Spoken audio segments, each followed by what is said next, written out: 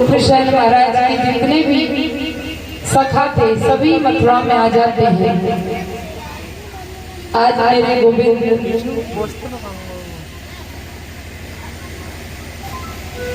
Jail में जो माता पिता पड़े हैं, देवकी और वसुदेव, और जो नाना उग्रसेन है, जेल में अंदर गए और उनको निकाला, माता पिता को प्रणाम किया।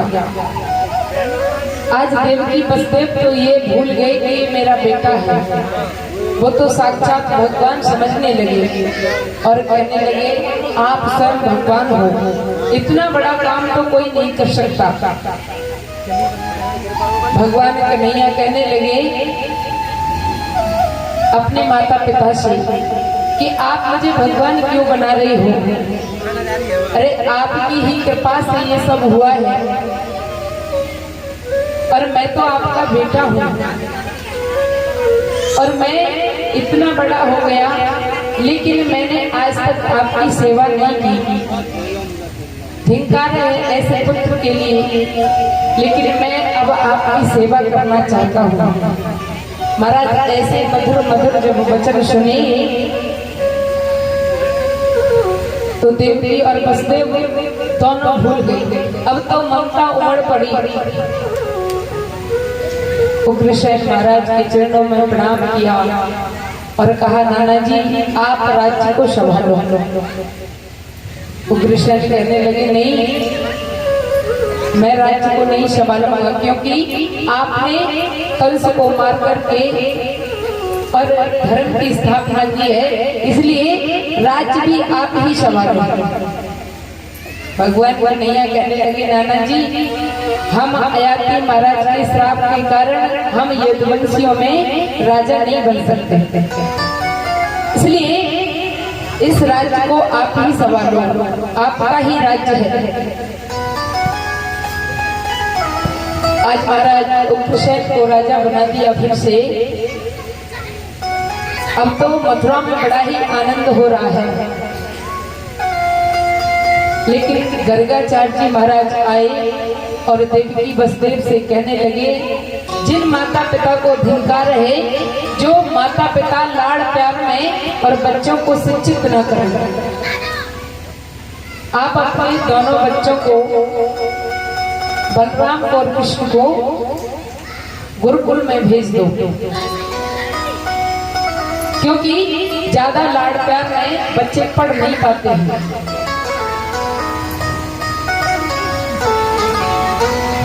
आज महाराज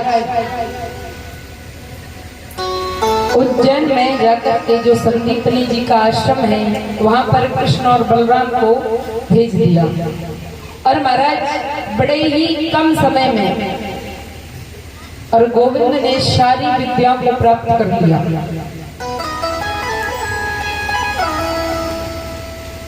और वहां पर ही यज्ञ पवित्र संस्कार हुआ है।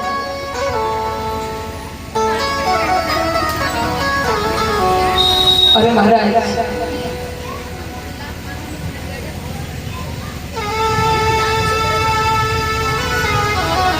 एक दिन गोविंद आश्रम से बाहर जा रहे थे तो देखा एक ब्राह्मण का पुत्र है और उसके पैर में कांटा लगा है और वो उसको निकाल रहा है, लेकिन निकल नहीं रहा है। आज गोविंद ने देखा तो गोविंद उस ब्राह्मण बालक के पास में गए और कहने लगे मित्र क्या हुआ है, आपको क्या कष्ट है? ब्राह्मण पुत्र कहने लगा आपने मुझे मित्र कहा है? हाँ मैंने आपको मित्र कहा है, मैं देवकी वसुदेव का पुत्र कृष्ण हूँ। ब्राह्मण पुत्र कहने लगा मेरा नाम सुदामा है और आपने मुझे मित्र बनाया है। आज मेरे गोविंद ने स्वयं अपने हाथों से सुदामा के पैर का कांटा निकाला और वहां से ही इतनी गहरी मित्रता हो गई। अब तो महाराज बड़े ही प्रेम से रहते हैं आश्रम में। और जब समय पूरा हुआ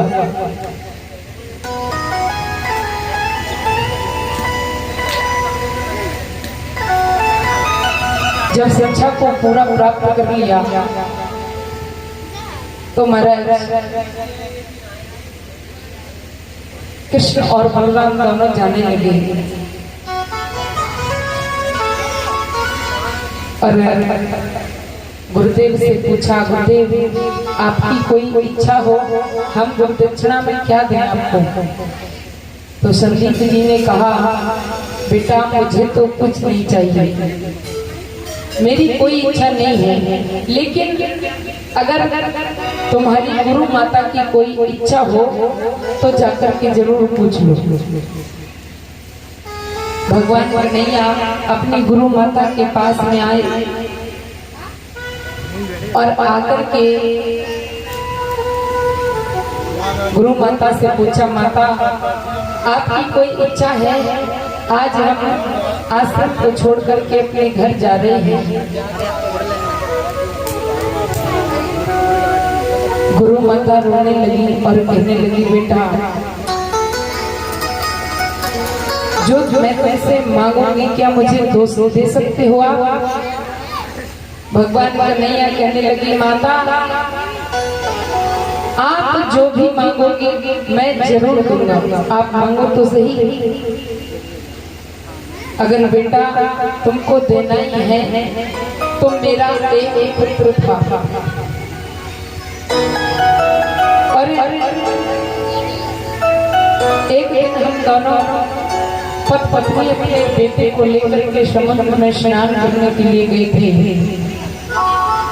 और वहां पर एक ऐसी लहर आई कि मेरे पुत्र को ले गई और आज तक मेरा बेटा वापस नहीं आया। पता नहीं कहाँ होगा, कैसा होगा। क्या मेरे पुत्र को आप ला के दे सकते हो? भगवान कन्हैया कहने लगे, माता आपके पुत्र को मैं जरूर ला करके दूंगा, चाहे वो कहीं भी हो। आज भगवान कन्हैया और बलराम दोनों समुद्र के किनारे आ जाते हैं और समुद्र के किनारे आकर के महाराज समुद्र से प्रार्थना की। समुद्र प्रकट हो गया, कहने लगा, महाराज यहाँ तो कोई जीवात्मा नहीं है, लेकिन मेरे अंदर एक राक्षस रहता है, शायद उसको कुछ पता हो। अब तो महाराज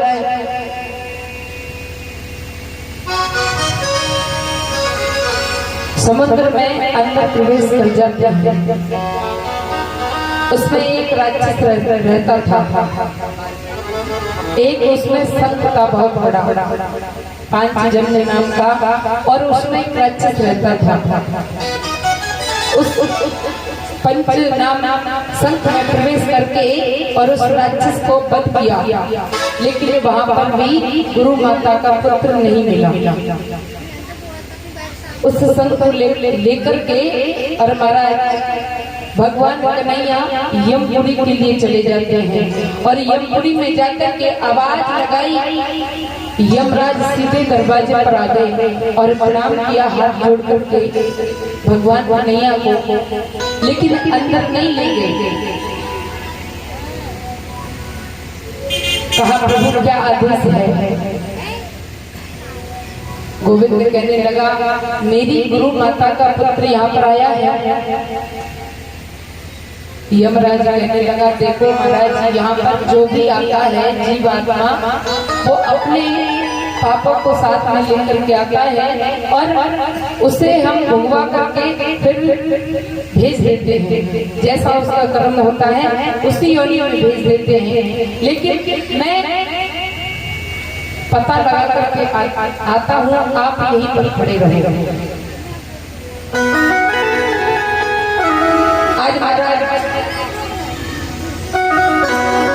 यमराज ने उस जीव आत्मा को ला करके दिया,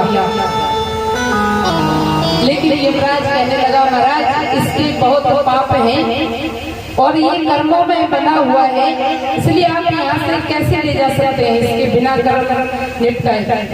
भगवान कन्हैया कहने लगे जो मैं कहता हूँ उसे करो, अगर आपको फांसी की सजा मिल जाए और राष्ट्रपति कह दे कि इसको कोई फांसी नहीं दी जाएगी तो राष्ट्रपति की बात को माना जाएगा।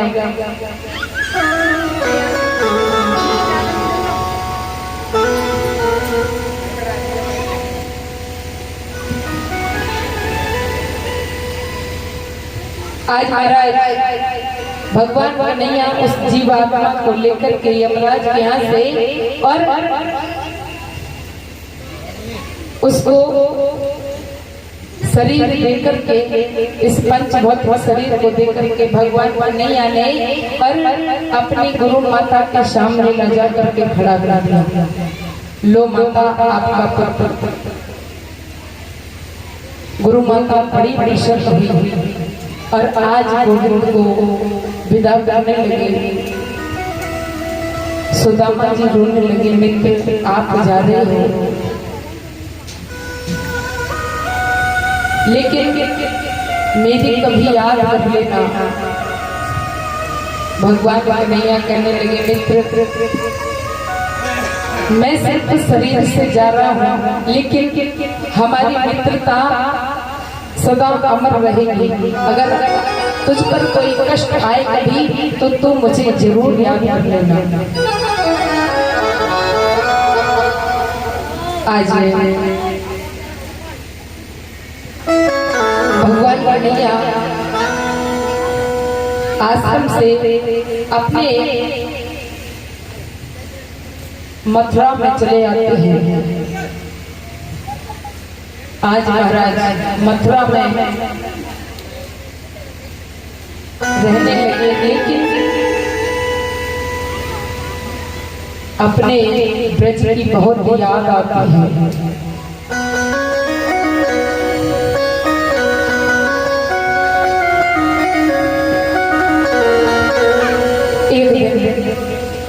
क्या हुआ, देवकी मैया ने सोचा मैं एक ऐसी अभागिन माँ हूँ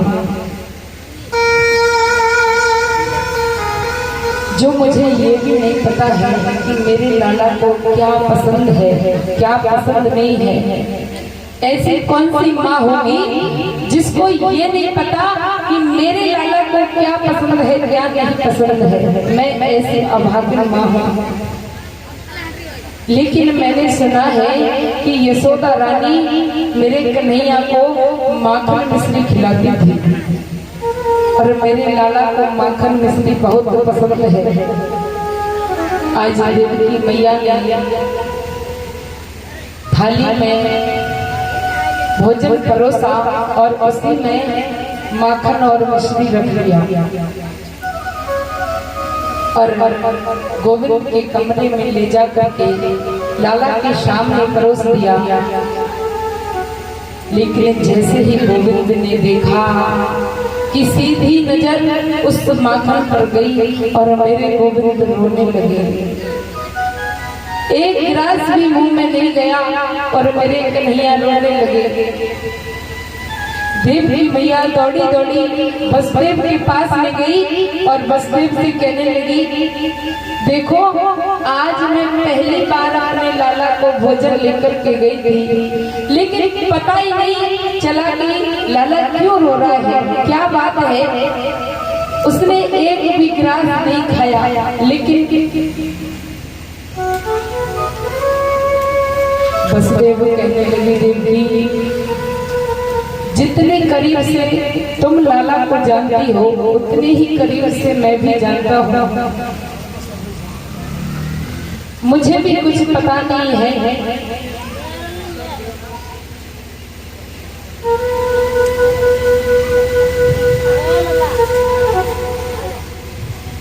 देवदेव मैं भी नहीं जानता हूँ कि लाला को क्या हुआ है। इधर उसी समय महाराज बृहस्पति के शिष्य हैं उद्धव जी, बड़े परम ज्ञानी हैं। उद्धव जी का आगमन हुआ। आज मेरे को खिड़की में से देख रहे हैं ब्रज की तरफ और सोच रहे हैं कि मेरे छोटे छोटे ग्वाला और छोटी छोटी गोपी और जो मेरी गाय है, जब मैं बंसी बजाता था तो सारी गायें मेरे पास में आ जाती थी और जो ग्वाला थे इतना प्रेम करते थे मुझसे। ऐसा सोच रहे हैं और गोविंद रोते जा रहे हैं।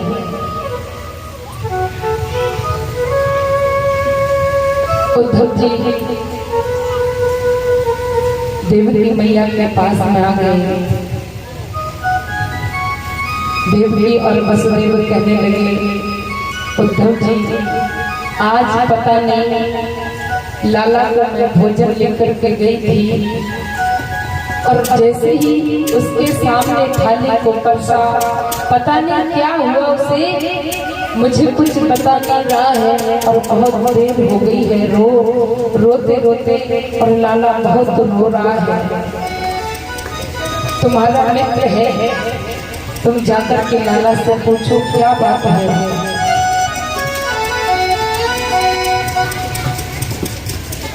उद्धव जी गोविंद के पास में आए और गोविंद से कंधे पर हाथ रख करके और कहने लगे, मित्र क्या बात है, आप क्यों रो रहे हो?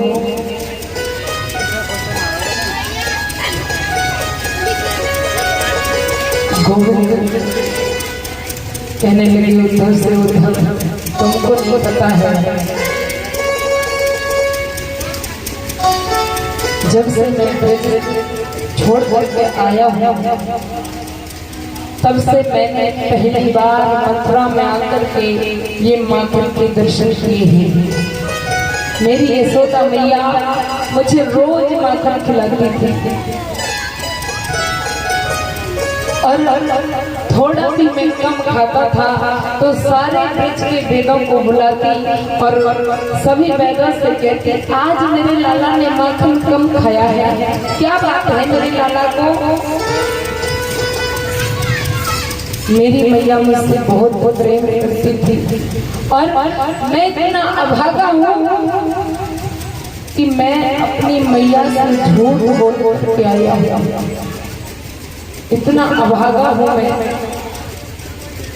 मेरी बूढ़ी मैया, मैं जब आ रहा था तो मेरी बूढ़ी मैया कह रही थी, लाला तू जाए रहो है, तेरे बिना मैं कैसे जी पाऊंगी? तो मैं अपनी मैया से झूठ बोल करके आ गया, मैया तू चिंता मत करे, मैं परसों जरूर आ जाऊंगा। उद्धव अगर मैं ऐसा नहीं कह के आता तो मेरी मैया मर गई होती। इसलिए लाला उद्धव मैं अपनी मैया से झूठ बोल के आया था। अरे मैंने झूठ क्यों बोला? मेरी मैया रोज मेरी राह निहारती होगी कि मेरा लाला परसों आ जाएगा, लेकिन मैं अभागा अभी तक नहीं गया। और उद्धव जो छोटे छोटे ग्वाल हैं मुझसे बड़ा प्रेम करते थे,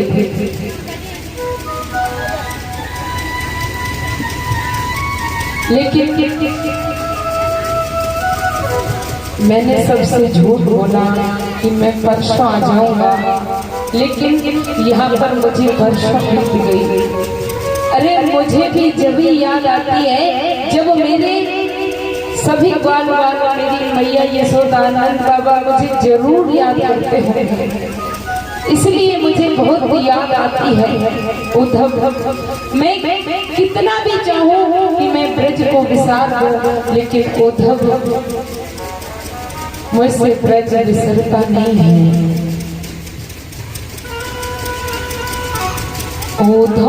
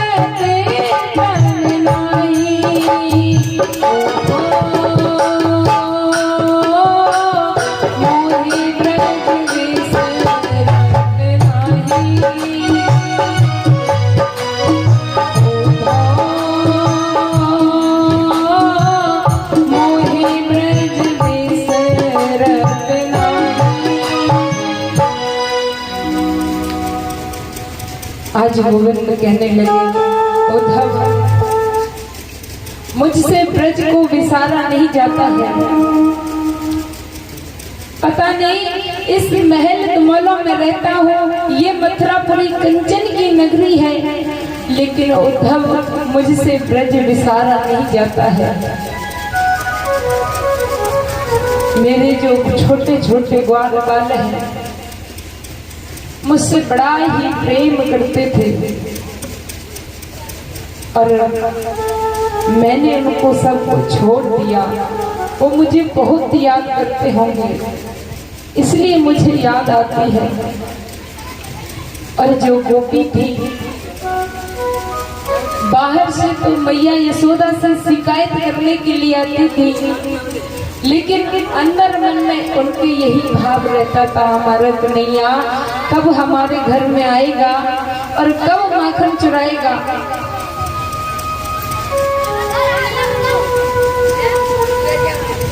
उद्धव, मुझसे ब्रज विसारा नहीं जाता है। उद्धव कहने लगे, अरे कन्हैया आप इतने बड़े, आप स्वयं परम ब्रह्म हो और आप ये कैसे सोच सकते हैं?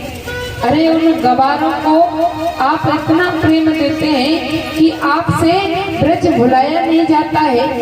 अरे तुम तो स्वयं ब्रह्म हो और कहीं ब्रह्म ये सोचता है, किसी के लिए मोह करता है क्या ब्रह्म?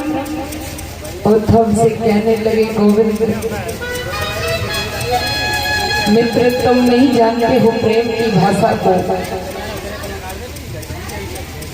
लेकिन भगवान कन्हैया कहने लगे, मित्र आप मेरे कहने से ब्रज के लिए चले जाओ। उद्धव कहने लगे, कन्हैया मैं चला तो जाऊंगा, लेकिन क्या मुझे कोई पहचानेगा? अरे मेरी इतनी बड़ी ज्ञान की भाषा को कोई पहचानेगा क्या?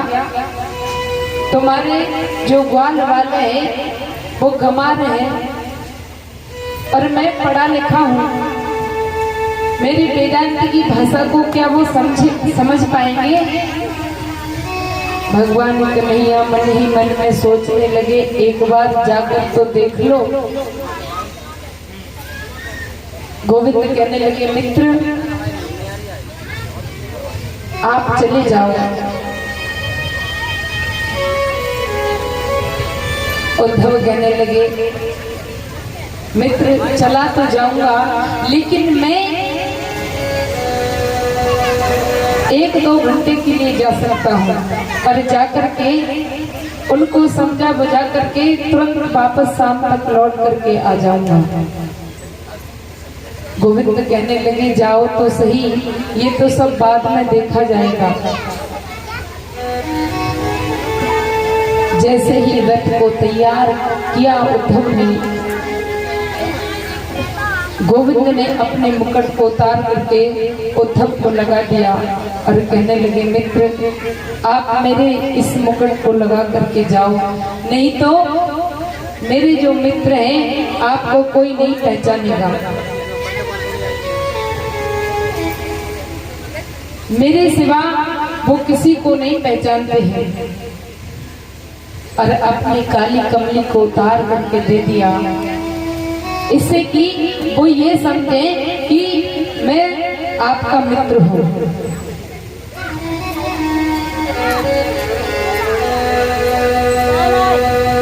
आज उद्धव जी जैसे ही चले ब्रज की तरफ, आज महाराज जैसे ही ब्रज में प्रवेश करने के लिए जा रहे थे, लेकिन जो ब्रज के छोटे छोटे ग्वाल वाले हैं उनका क्या काम है?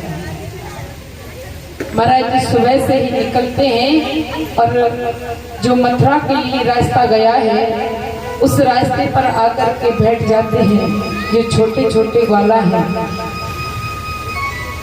और देखते रहते हैं, आज हमारा कन्हैया जरूर आवेगो, आज हमारा कन्हैया जरूर आवेगो। परसों की कह के गयो है, आज तो जरूर आ ही जाएगा। लेकिन रोज ऐसे ही वापस होकर के आ जाते हैं, गोविंद नहीं आते हैं। लेकिन सुबह होकर के फिर उनका यही काम है, रोज जाते हैं और फिर से वापस आ जाते हैं। और मैया यशोदा से कहते हैं शाम को जाकर के, मैया आज भी तेरो लाला नहीं आया, बड़ो ही निष्ठुर है तेरो लाला, आज भी नहीं आयो। लेकिन सुबह होती है जैसे ही तो सभी ग्वाला फिर से उसी रास्ते पर आकर के बैठ जाते हैं। एक उमंग रहती है मन में कि हमारे गोविंद आज जरूर आएंगे। और रोज की भांति आज भी गोविंद के जो छोटे छोटे ग्वाल वाल हैं उसी रास्ते पर आकर के बैठ गए। सामने से देखा कि रथ आ रहा है तो छोटे छोटे ग्वाल वाल उछलने लगे, अरे आज तो हमारा कन्हैया आ गयो, आज तो हमारा ग्वाला आ गयो। एक छोटा सा मधुमंगल वो बोलो, देख कन्हैया बहुत झूठा है, इतनी वर्षों के बाद मैं रहो है और मैं यहाँ से बिल्कुल नहीं मिलूंगा। और सभी ग्वाला कहने लगे, अरे लाला कन्हैया इतने समय के बाद में आए रहो है तो पहले रूठ बाद में लियो, पहले मिल ले ना, मैं बिल्कुल नहीं मिलूंगा और मैं ऐसे बातें भी नहीं करूंगा। इतना निष्ठुर है, हम रोज आकर के यहाँ बैठते हैं लेकिन ये इतना निष्ठुर है कि इतने दिनों बाद आ रहा है। और महाराज मधुमंगल एक झूठ के पीछे जाकर के छुप गए, मैं नहीं मिलूंगा। और सभी ग्वाल दौड़ करके जैसे ही रथ के पास में पहुंचे तो देखा कि गोविंद नहीं है, दूर हट गए। उद्धव जी उतर के आए और उद्धव जी ने प्रणाम किया सभी ग्वालों को और कहने लगे, मैं गोविंद का मित्र हूँ, बृहस्पति जी का शिष्य उद्धव हूँ। सभी ग्वाल कहने लगे, हमारे कन्हैया के मित्र हो आप, लेकिन हमारे कन्हैया क्यों नहीं आए? उद्धव कहने लगे, उन्होंने आपके लिए पत्र भेजा। सभी ग्वाल कहने लगे, कन्हैया को हमारी इतने वर्षों के बाद याद आई, फिर भी ये पत्र भेजा है, उससे कह देना कि हम उसे हमारी कोई जरूरत नहीं है तो हमें भी उसकी जरूरत नहीं है, हम भी जी लेंगे उसके बिना, लेकिन हमको ये पत्र नहीं चाहिए, हमको तो हमारा कन्हैया चाहिए।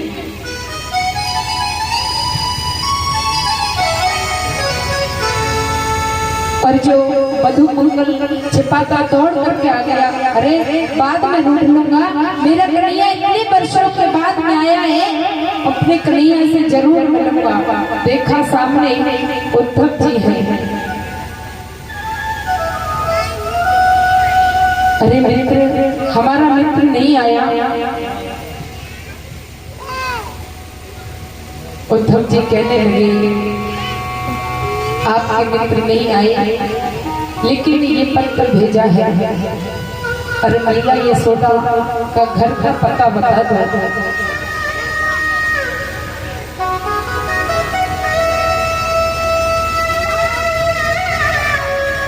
और सभी ग्वाल वाले कहने लगे, मित्र, जिस दिन से हमारे गोविंद यहाँ से गए हैं उस दिन से जो सारे ब्रज की गोपियां हैं और मैया यशोदा जो आंखों से दिखता भी नहीं है, उनके घर का पता पूछने की कोई जरूरत नहीं है। जो ये रास्ता जा रहा है, यहाँ से जो ये नदी बह रही है, इसके किनारे किनारे होकर के चले जाओ और महलों का रास्ता मिल जाएगा।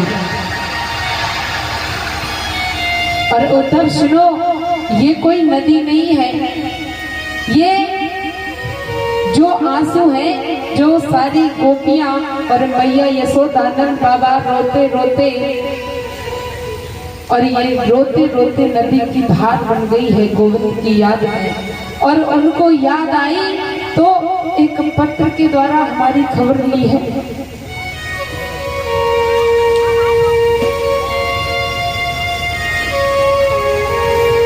इस प्रेम की नगरी को छोड़ के चला गया है श्याम, रोए रहो ब्रजधाम। इस प्रेम की नगरी को छोड़ के चला गया है श्याम, रोए रहो ब्रजधाम।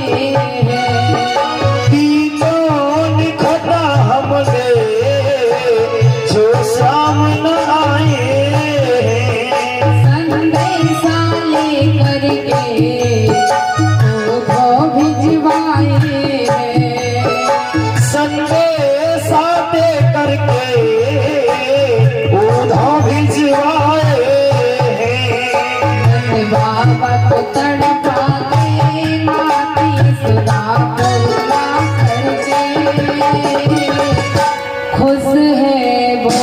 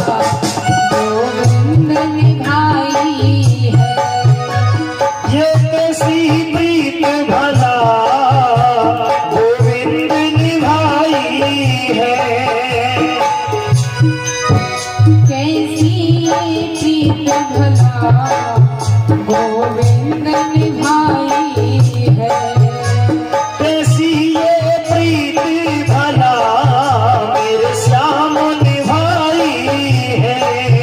जख्मों को भुलाने को आती भिजवाई है, जख्मों को भुलाने को आती भिजवाई है।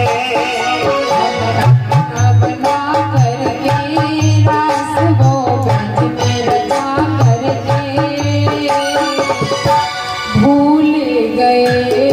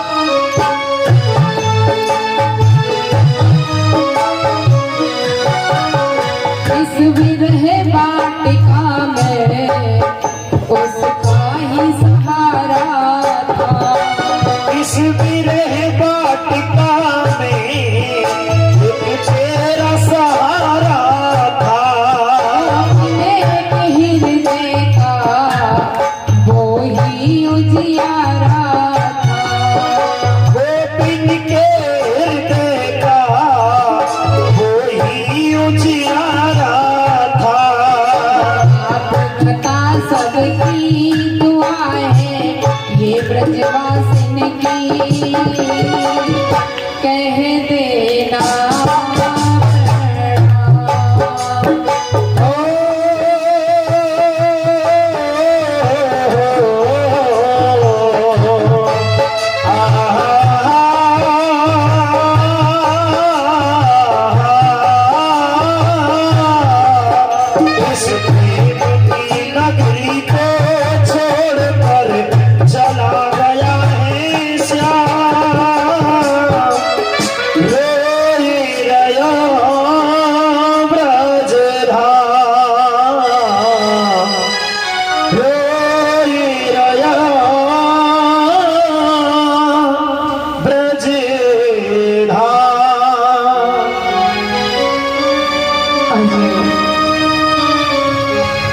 सभी बाल कहने लगे, उद्धव हमारे कन्हैया को आज हमारी याद आई तो ये पत्र का भेजी है।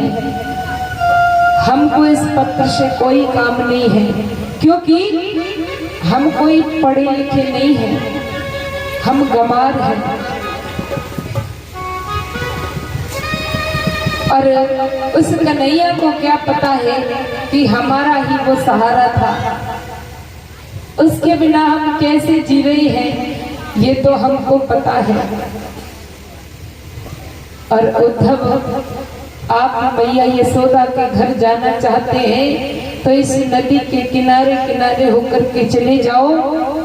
मैया यशोदा के महलों से ही ये जल निकल रहा है। आज उद्धव जैसे ही महलों में प्रवेश किया, लेकिन यशोदा मैया तो आज भी उसी भाव में रहती है।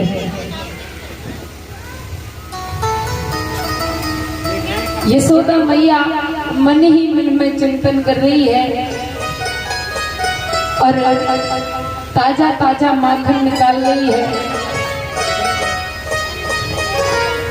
और सोच रही है आज लाला देर तक सोए रहो है, मेरो लाला जगेगो तभी माखन जरूर मांगेगो। मुझे बहुत परेशान करते है, कभी माखन मांगे, कभी चंदा मांगे, कभी बहू मांगे। मेरो लाला मुझको बहुत परेशान करते है। और पास में गोपियां बैठी हैं। उद्धव जी दूर खड़े होकर के नजारा देख रहे हैं कि मैया यशोदा वर्षों लाला को चाय पीते हुए मथुरा में, लेकिन अभी मैया का यही भाव है कि लाला मेरो छोटो है, पालना में सोए रहो है, और जब जागेगो तो ताजो ताजो माखन मांगेगो।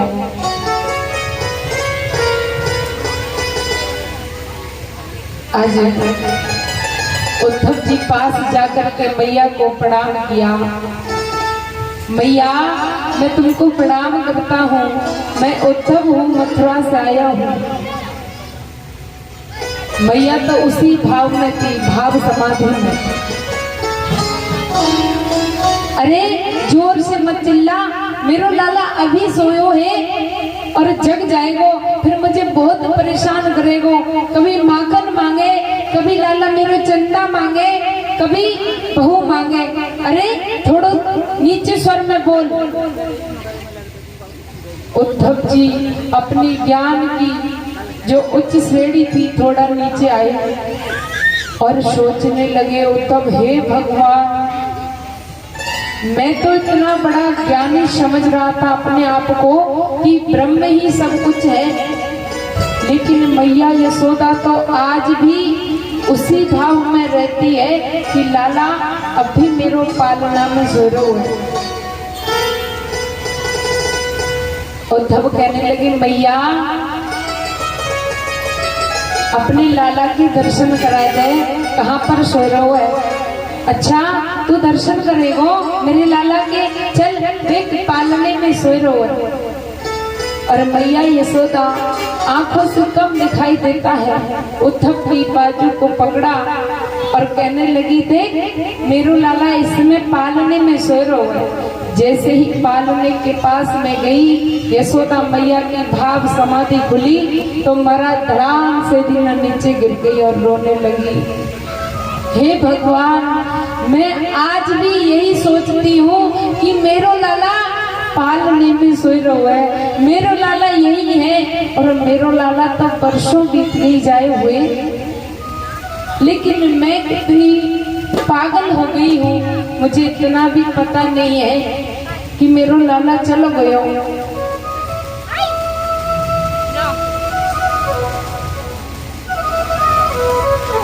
आज नंद बाबा आए, नंद बाबा को प्रणाम किया उद्धव ने,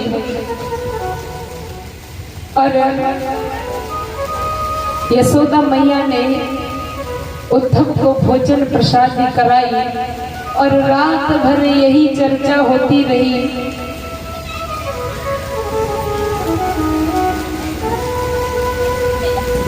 मैया कहने लगी, उद्धव, मेरो कन्हैया मुझसे झूठ बोल करके गए हो कि मैं परसों आ जाऊंगा, लेकिन आज वर्षों बीत गई, लेकिन मेरो गोविंद अभी तक लौट के नहीं आयो। मुझे पता है क्यों नहीं आयो, क्योंकि मैं उसको छोटी छोटी बातों पर डांट दिया करती थी। एक दिन उद्धव, मैंने अपने लाला को और मटकी फोड़ दी, उसी मटकी के फोड़ने के कारण मैंने एक दिन उखल से बांध दी अपने लाला को,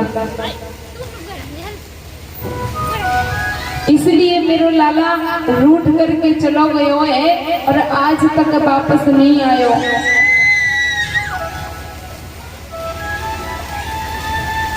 लेकिन उद्धव, मैंने देख लिया,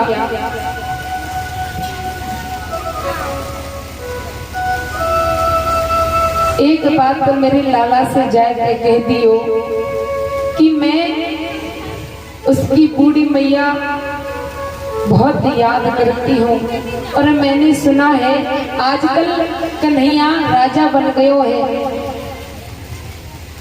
लेकिन उद्धव, मेरे लाला से एक प्रार्थना कर दियो कि मेरे लाला को बहुत बड़ो वैभव है, और मैं मेरे लाला से कह दियो कि उसके घर में बहुत दास दासियां हैं काम करने के लिए, लेकिन मैं अपने लाला के पास में जाना चाहती हूँ, और मैं काहू से कुछ नहीं कहूंगी, ये नहीं कहूंगी कभी कि मैं अपने कन्हैया की माँ हूँ। और उद्धव, मेरे कन्हैया से कह दियो कि एक कोने में मुझे भी जगह दे दे, मैं दासी बनकर के रह लूंगी, लेकिन उद्धव, कन्हैया मुझे भी अपने पास में बुला ले।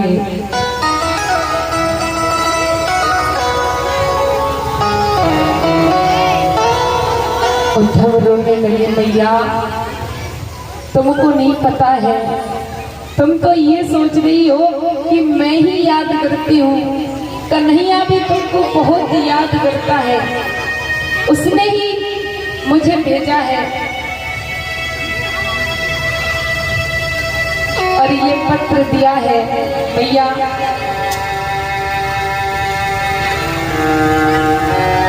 मैया कहने लगी, लाला मैं पढ़ी लिखी तो हूँ नहीं, और मेरे लाला ने वर्षों बाद याद किया मुझे, और इस पत्र के द्वारा याद किया,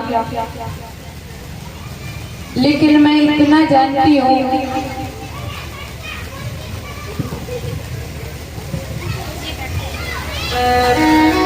कि जितने भी कार्य होते हैं ना, सब मन के कार्य होते हैं।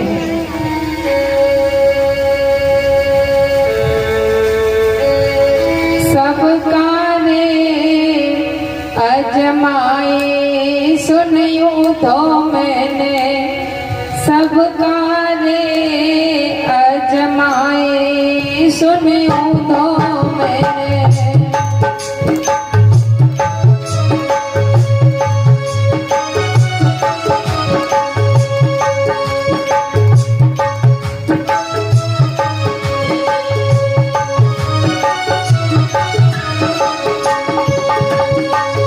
सब कार्य अजमाए सुनियो सुनियो तो मैंने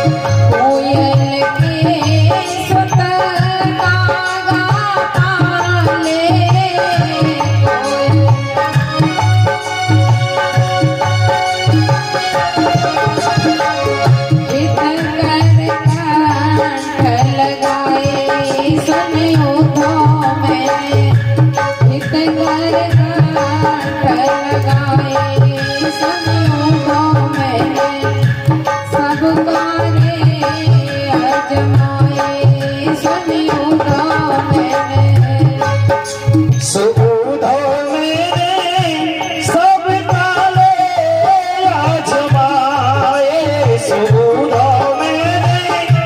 सब काले आजमाए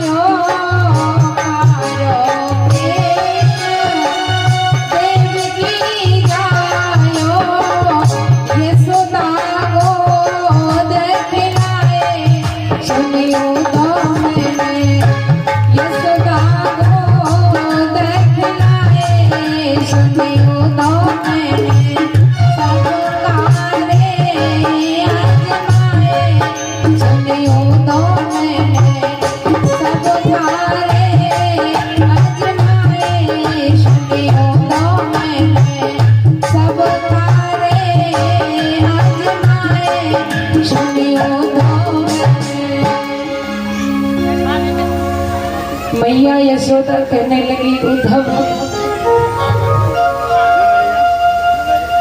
देवकी के लाला को मैंने बड़े ही प्रेम से पालो, लेकिन जब बड़ो है गयो तो अपनी मैया के पास में चलो गयो। मैंने बड़े प्रेम से पालो लाला को, लेकिन पता नहीं उसको मेरी बात क्या बुरी लग गई, आज तक लौट के नहीं आयो। ऐसी ही बातें करते करते महाराज सुबह हो गई। उद्धव कहने लगे, मैया मैं वापस मथुरा के लिए जाऊंगा, लेकिन मैं गोपियों के भी दर्शन करना चाहता हूँ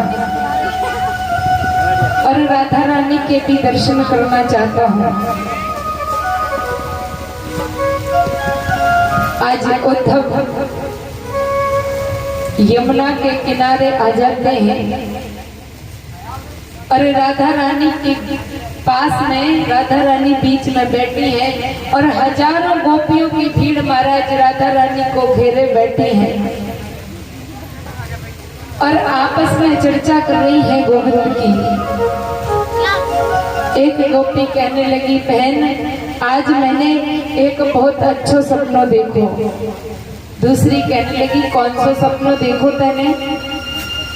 अरे बहन आज मैं सो रही थी तो आज मेरे गोविंद मेरे सपने में आ गए और कहने लगी, भाभी आज तो तैने बहुत अच्छा माखन बनायो है। मैं कहने लगी, हाँ लाला मैंने आज बहुत अच्छा माखन बनायो है, खाएगो? हाँ भाभी मैं खाने आयो हूँ। जैसे ही मैं गोविंद को परोस रही थी, बैरन नींद खुल गई और गोविंद चले गए। दूसरी कहने लगी, बहन आज मेरे सपने में भी कन्हैया आए और मुझसे भी माखन मांग रहे थे, लेकिन मैं भी नहीं खिला पाई। एक गोपी कहने लगी, बहन मैं तो सपने में सो रही थी और मेरे कन्हैया सभी ग्वाल वालों को लेकर के मेरे घर में घुस आए और चोरी करके माखन खा रहे थे, लेकिन मैं उनको पकड़ने के लिए भागी, बैरन नींद खुल गई। सभी गोपियां अपनी अपनी स्वप्न की बातें बता रही हैं। उद्धव एक ओट में खड़े होकर के सब सुन रहे हैं। सभी गोपियां कहने लगी राधा रानी पे, राधे हम सब अपनी चर्चा सुना रहे हैं, लेकिन तुमने एक भी बार नहीं बताया आपको कभी गोविंद स्वप्न में नहीं दिखाई देते हैं। राधा रानी कहने लगी, बहन मुझे कभी नींद आती ही नहीं है। जिस दिन से गोविंद गए हैं उस दिन से बैरन मेरी नींद भी चली गई। जब नींद ही नहीं आती है तो स्वप्न कैसे आए? तब तक महाराज एक भंवरा उड़कर के आ गया और राधा रानी के जो सुंदर सुंदर चरण कमल हैं उन पर आकर के बैठ गया। भंवरा ने सोचा कि ये कमल का पुष्प है, लेकिन एक गोपी ने उसे भगा दिया और कहने लगी, अरे ये भी कन्हैया का मित्र है, ये भी कारा है और हमारा कन्हैया भी कारा है। सब कारे एक जैसे होते हैं, अरे ये भी हमारे कन्हैया का मित्र होगा, उसी ने भेजा होगा इसे। और उस कारे की बहन कहाँ तक सुनाई जाए कि बाली और सुग्रीव दोनों भाई भाई थे, लेकिन बाली को छुप करके बाण मार दिया और सुग्रीव से मित्रता कर ली। कहाँ तक उस कार्य की बातों को समझाए। और बेचारी शूर्पणखा आई थी विवाह रचाने के लिए, लेकिन उस कार्य ने उनके नाक कान काट लिए। और महाराज ये इतना कपटी है कन्हैया हमारा कि बलि ने 3 कदम बलि से धरती को मांगा, लेकिन जब नापने का नंबर आया तो इसने इतना पैर बढ़ा लिया अपना कि तीनों लोगों को ही नाप लिया। इतना कपटी है। महाराज उद्धव सब खड़े होकर के सुन रहे हैं। उद्धव सोचने लगे, हे भगवान, मैं तो इतना बड़ा ज्ञानी बन रहा था, लेकिन ये तो सब जानती है कि ये ब्रह्म है, और इन गोपियों को तो इतना भी पता है कि इसके कितने जन्म हो गए।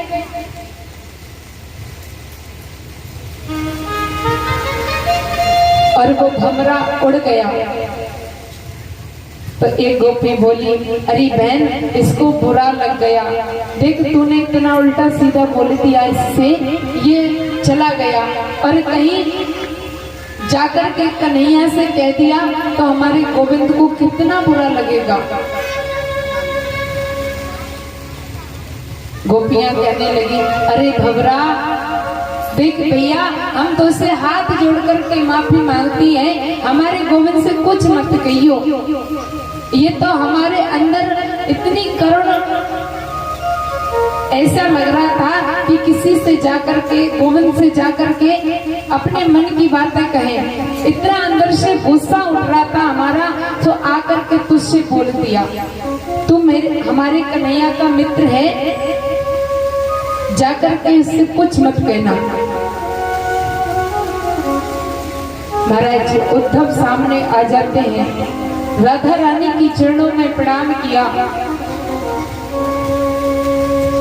और उद्धव कहने लगे राधा रानी से, मैं मथुरा से चल करके आया हूँ और गोविंद का सखा हूँ,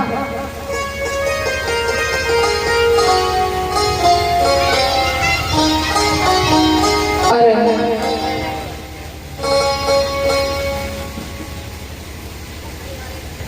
उद्धव मेरा नाम है, गोविंद ने आपके लिए ये खत लिखा है और आपको बहुत याद करते हैं गोविंद।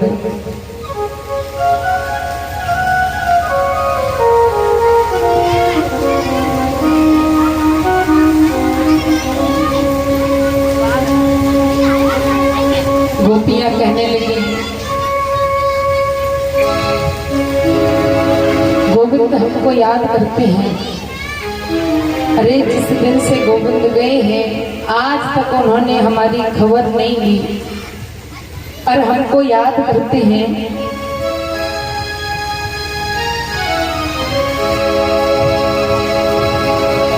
लेकिन उद्धव, इतना ध्यान रखना,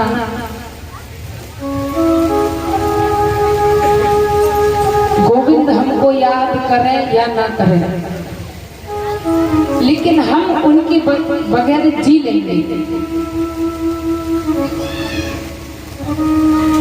उद्धव कहने लगे, अरे गोपियों, आप क्यों इस चक्कर में पड़ रही हो? अरे वो भगवान है, स्वयं भगवान है, परमात्मा है, और तुम उनको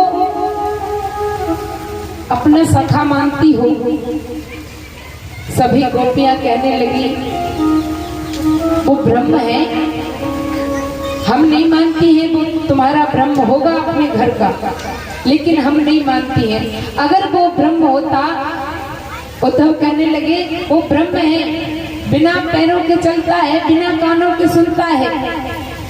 सारी गोपियां कहने लगी, जब बिना कानों के सुनता है और बिना पैरों के चलता है, तो ये बताइए, जब हम उसको थोड़े थोड़े माखन पर नचाती थी, तो वो पैरों से नाचता था या बिना पैरों के नाचता था?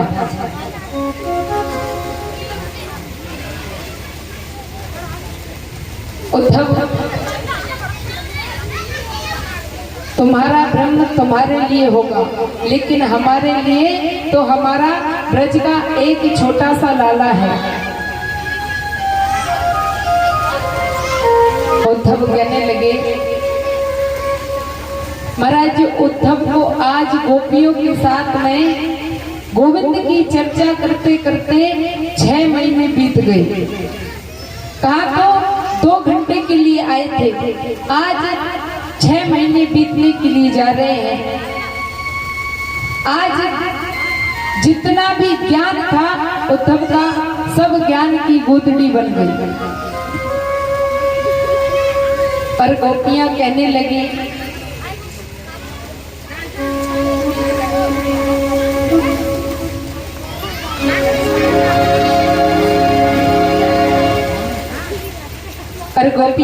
लगी, ये तो प्रेम की बात है उद्धव,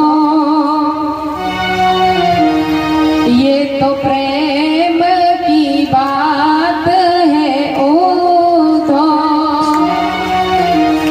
बंदगी तेरे बस की नहीं है, ये तो प्रेम की बात है उद्धव, बंदगी तेरे बस की नहीं है, यह गम में होती है पूजा, यह गम में होती है पूजा, आज की इतनी सस्ती नहीं है, ये तो प्रेम की बात है उद्धव।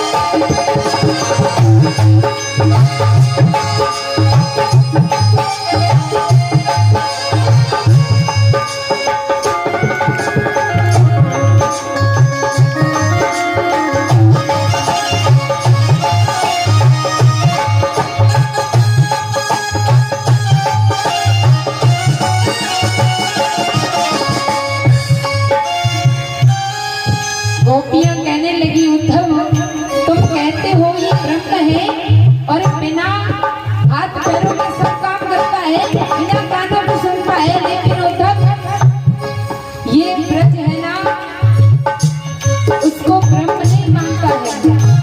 अरे जब तुम्हारा ब्रह्म है तो हमारी उसमें माखन खाया कैसे? और कईयों को जब चुराने के लिए जाता था तो बिना पैरों के जाता था। और उद्धव से कहने लगी, यहाँ पर ज्ञान की बातें नहीं होती है, यहाँ प्रेम ही प्रेम है। उद्धव से कहने लगी गोपियां, प्रेम वालों ने कब तक पूछा, उनकी पूजा में सुन ले उद्धव।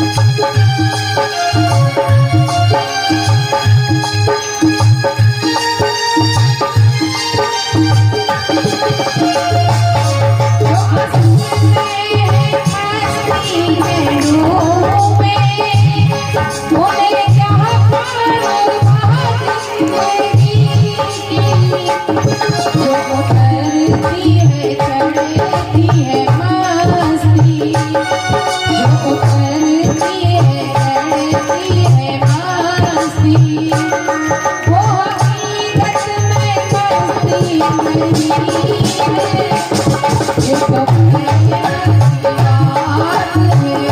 होगा।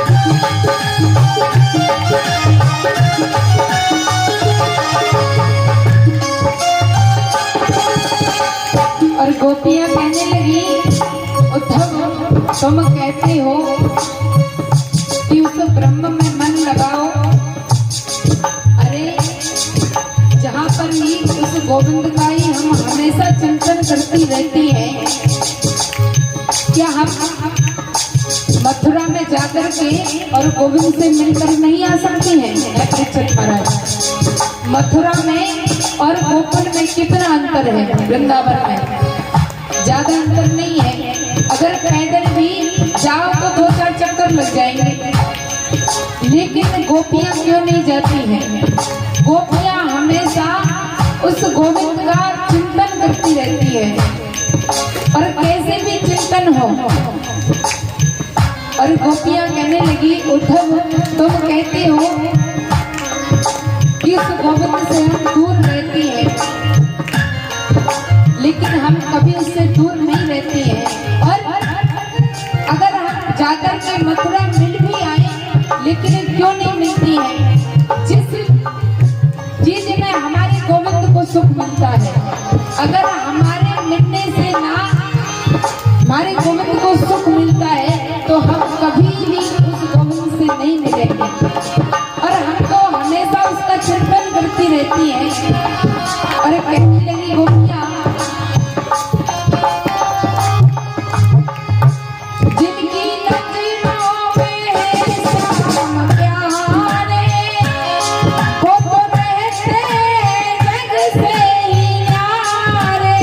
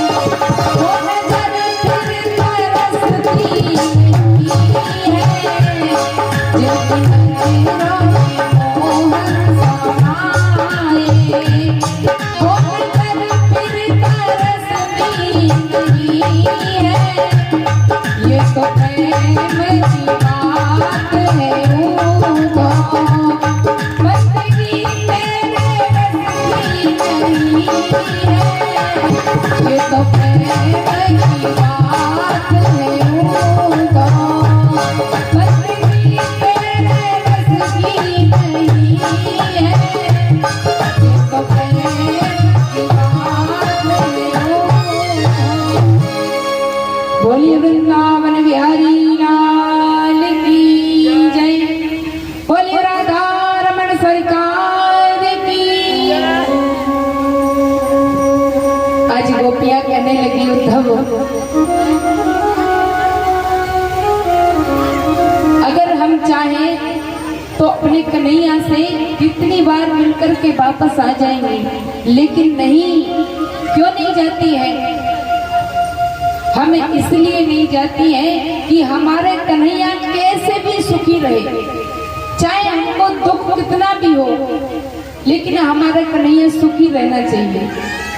और परीक्षित महाराज, प्रेमी तो उसे ही मानते हैं जो गोविंद से प्रेम करता है, भगवान कन्हैया का भक्त है, तो उसे चाहे कितने भी दुख आ जाए उसके जीवन में, लेकिन उसके मन में यही रहे हमेशा कि मेरे कन्हैया को जो मंजूर है वही होगा।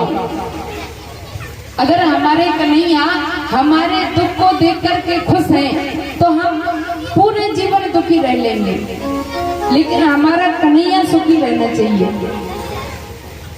सारे गोपियों का यही मन रहता है, हमेशा यही भाव रहता है कि हमारा कन्हैया खुश रहे, कैसे भी रहे। आज महाराज उद्धव इतने बड़े ज्ञानी थे, बृहस्पति जी के शिष्य थे, लेकिन आज उद्धव के ज्ञान की गूंदड़ी बन गई महाराज गोपियों के सामने। और उद्धव जी उसी गोपियों की चरण धूल में लेट गए, दंडवत प्रणाम करने लगे और राधा रानी से कहने लगे, मैं तो अभी तक सूखा ज्ञान लिए फिरता था, लेकिन आज मेरे अंदर भक्ति आई है। और महाराज जब तक हमारे जीवन में भक्ति नहीं होती है तब तक ज्ञान अधूरा होता है, क्योंकि भक्ति मैया ही ज्ञान और वैराग्य की माँ है। और जब तक हमारे अंदर भक्ति नहीं होगी तब तक पुत्रों का प्रादुर्भाव कैसे होगा, है?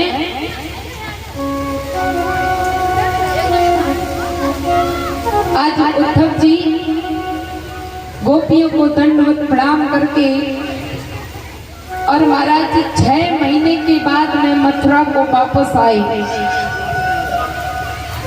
भगवान कन्हैया ने देखा कि उद्धव जी आ गए और दूर से ही प्रणाम करके कहा, आइए मित्र, आइए ज्ञानी जी, आपका स्वागत है। उद्धव जी कहने लगे, दूर रहियो, मुझसे बात मत करियो, तेरे जैसे निष्ठुर मैंने आज तक नहीं देखो। भगवान कन्हैया सोचने लगे, इसकी तो भाषा ही बदल गई, दूर रहियो, मुझसे बात मत करियो। कन्हैया कहने लगे, बात का भई है, बात तो बता। अरे तेरी मैया यशोदा तुझको याद करते करते और उसके नेत्रों में इतने आंसू चलते हैं कि बेचारी उसको दिखाई नहीं देता है, इतनी रोती है तेरी याद में। और नंद बाबा उनकी कमर झुक गई है, लाठी के सहारे से चलते हैं, और तू इतना निष्ठुर हो गया कि तू आज तक अपने मैया और बाबा से मिलने का तेरा मन नहीं हुआ। और गोपियां तेरी याद में दिन रात रोती रहती हैं, और जो छोटे छोटे ग्वाला है ना, वो रोज तेरी राह निहारते हैं और मथुरा से जाने वाले रास्ते पर आकर के रोज बैठ जाते हैं। आज हमारा कन्हैया जरूर आएगा, लेकिन तू इतना निष्ठुर कब से है गयो?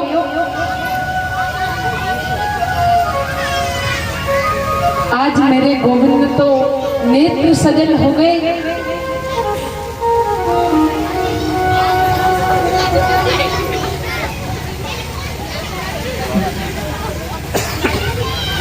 गोविंद के नेत्र सजल हो गए और उद्धव को हृदय से लगा लिया और सोचने लगे, मथुरा में मेरा कोई मित्र नहीं था, आज मेरा एक मित्र बन गया।